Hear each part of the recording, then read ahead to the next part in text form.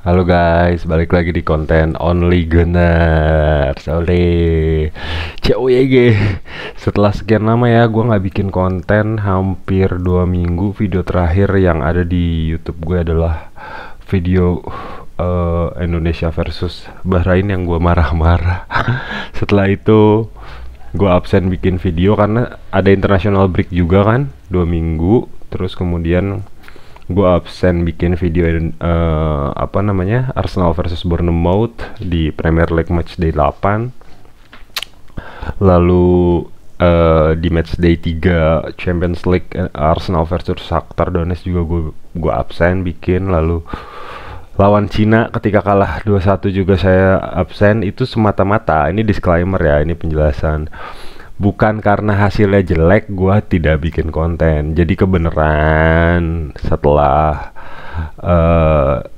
nggak lama dari jeda libur panjang break internasional itu gue sempet sakit gitu loh, sempet demam hampir semingguan, nggak bisa ngapa-ngapain, kayaknya gejala tipes gitu loh. Tapi nggak sampai ke rumah sakit sih, jadi nggak sempet bikin atau ngedit atau upload video sebenarnya. Jadi ketika Arsenal kalah lawan Bournemouth minggu lalu, sebenarnya tuh gue udah bikin video sebenarnya, cuman nggak jadi diupload karena masih nggak genah badan, jadi ngeditnya agak nggak keburu gitu. Begitu udah mau diupload udah 2-3 hari kemudian, jadi ya terlalu nggak aktual lagi jatuhnya, kurang lebih gitu. Ya udahlah, kepalang di skip. Kemudian di Champions League kemarin non Shakhtar juga gue lagi ada kesibukan, jadi bener-bener nggak sempet bikin ya.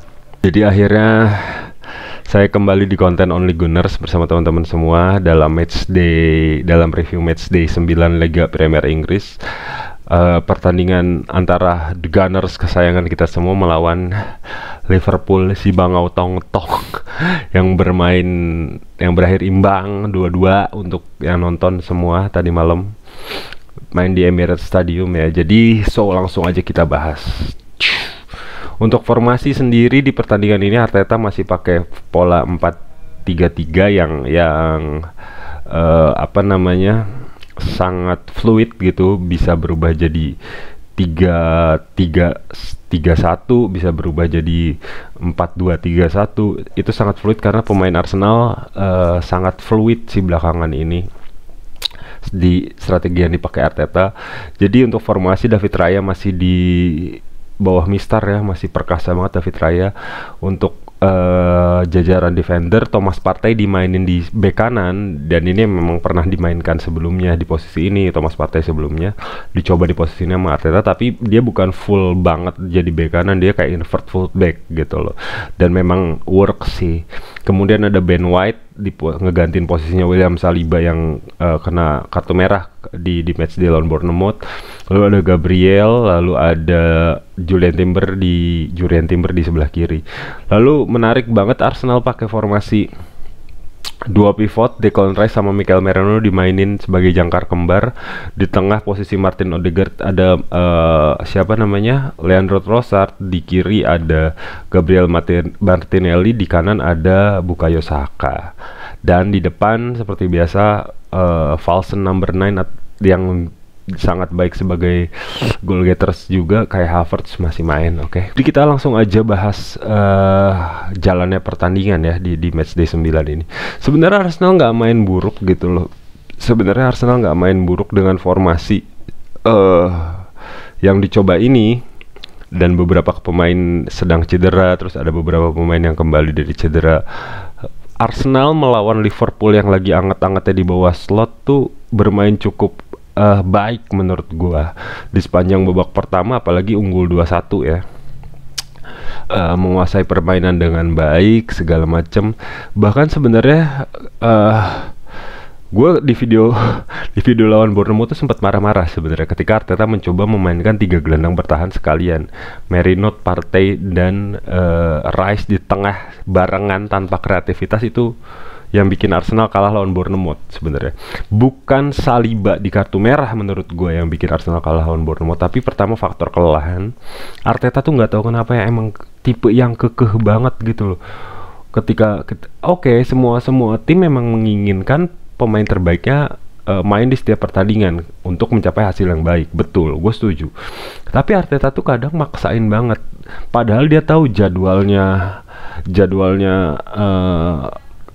Liga Eropa tuh, apalagi Liga Premier Inggris tuh nggak renggang gitu kayak liga lainnya. Kita tuh ada Premier League sebagai utama, masih ada FA Cup, masih ada Carling, masih ada Liga Champions juga. Dan Arteta tuh untuk rotasi itu menurut gue sangat-sangat pelit dia tuh. Aneh banget, nggak kayak tim lain. Jadi apalagi ditambah ada international break sama negara yang mana itu udah mengorbanin banyak pemain Arsenal cedera. Salah satunya ya Odegaard, termasuk bahkan Saka juga cedera kan, makanya lawan Bournemouth dia nggak bisa main kan. Dan di pertandingan lawan Liverpool ini akhirnya satu pemain tumbang lagi, yaitu Gabriel, bek andalan kita. Jadi tadi malam gue sebenarnya cukup puas sama penampilannya Ben White. Dia gantiin posisi William Saliba dengan bagus banget, sangat bagus banget. Dan itu memang dulu waktu main di Brighton juga Ben White banyak ngisi di situ ya, di posisi itu. Bahkan sebelum Saliba datang comeback ke Arsenal, Ben White juga sering ngisi posisi itu sebenarnya. Jadi gue nggak heran, dan emang bagus. Ben White itu termasuk salah satu pemain yang paling konsisten gitu. Cuman akhirnya menjadi menjadi kendala adalah ketika Gabriel cedera gitu. Nah Arsenal itu, karena itu yang gue bilang, salah satu resikonya rotasi salah satu resikonya tidak melakukan rotasi adalah pertama kecapean, yang kedua adalah pemain cadangan jadi tidak punya pengalaman yang mumpuni ketika pemain utamanya cedera. Dan itu terbukti ketika dua back Arsenal yang tumpuan utamanya Saliba sama Gabriel cedera, yang dimasukin di belakang Kiwior gitu loh. Itu bener-bener bikin panik sih menurut gua, sangat-sangat bikin panik menurut gua, karena kelihatan banget Kiwiornya nggak terbiasa main dan gugup. Jadi itu costing a lot sih buat gua di sorry pesin, di pertandingan Arsenal gitu loh. Khusus tadi malam Ben White yang tadi gue bilang bermain sangat luar biasa. Gol pertama dibuat oleh Bukayo Saka, umpan panjang yang sangat manis sekali dari Ben White, nyampe ke Saka di depan. Saka one to one lawan Andy Robertson. Kemudian satu kontrol yang first touch-nya Saka udah world class sih menurut gue. Dengan kaki kirinya Saka tuh udah winger world class menurut gue. First touch dia belokin, dia cutting sedikit, langsung di shoot ke Kelleher, itu gol. Dan itu salah satu gol yang paling keren sih menurut gue. Dan Bukayo Saka adalah pemain Arsenal pertama yang mencapai 50 gol di bawah usia 23 tahun. Dan itu satu milestone lagi buat Bukayo Saka ya. Terus kemudian di menit 19 atau 18 Virgil van Dijk bikin gol lewat corner kick dari Trent, disundul sama dia, kemudian berubah jadi gol 1-1. Gue di pertandingan tadi malam gue suka intensitasnya. Menurut gue jual beli serangannya panas banget, dua tim bermain terbuka. Tapi nggak bisa dipungkiri dua tim ini kelelahan sih yang gue lihat. Nggak cuma Arsenal, Liverpool juga tampak kelelahan. Makanya ada fase-fasenya bingung juga ketika megang bola, atau kelihatan banget dengan tempo yang sangat cepat ini kelelahan. Dan pemain-pemain baru Arsenal seperti Merino tuh masih adaptasi dari Liga Spanyol ya. Dia masih adaptasi dengan kecepatan Liga Premier, jadinya masih ngikutin. Tapi overall Merino keren banget, sama Declan di belakang duaan ya, tidak tigaan seperti sebelumnya. Karena tigaan gelandang bertahan semua ketika lawan Bournemouth itu bangsat hasilnya ternyata gitu. Lalu kemudian akhirnya Mikel Merino di penghujung babak pertama bikin gol header. Gol pertamanya Mikel Merino musim ini dan selama berbaju Arsenal. Gol pertama, gol debutnya Merino ketika berseragam Arsenal itu dari set piece, sundulan. Dan ini gue udah nggak mengherankan sih, kita semua udah tahu ya grade rasio gol Arsenal ketika set piece itu, entah dari corner entah itu dari free kick, itu emang kelas paling tingginya di Liga Premier League. Jadi gue nggak heran banget gol-gol banyak terjadi dari sana gitu loh. Nah kemudian Masuk ke babak kedua, Arsenal seperti kehilangan arah menurut gua ya. Jadi yang gua notice di mentality Arsenal musim ini, khususnya musim ini aja deh. Arsenal tuh terlihat solid dan bagus pertama ketika skor masih 0-0 atau ketika kita kehilangan bukan kehilangan, ketika kita posisinya tertinggal. Nah itu Arsenal bagus banget mentality untuk nyamain kedudukannya, untuk nyerang balik ya. Tapi sering banget ketika Arsenal unggul, bingung banget mempertahankan kedudukan gitu loh. Dan akhirnya sering banget akhirnya kecolongan gitu loh. Terlepas dari, gue nggak mau ngomongin wasit deh, nggak mau ngomongin keputusan kontroversial wasit, itu udah capek gue bahasnya.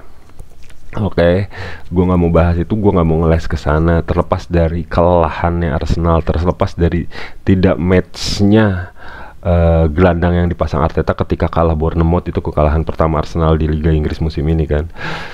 Terlepas dari itu, mentalitas Arsenal untuk killing the game itu sangat berkurang ketika Martin Odegaard nggak ada. Itu pengaruh banget sih. I don't know why ya, ketika ada Martin Odegaard tuh pertama kreativitas memang jauh lebih bagus, meskipun gua harus mengakui selama tidak ada Odegaard, Trossard memainkan peran itu dengan sangat baik. Pressingnya Trossard tuh nggak ada yang bisa gantiin. Makanya ketika lawan Bournemouth pakai 3 gelandang bertahan tetap kalah 2-0.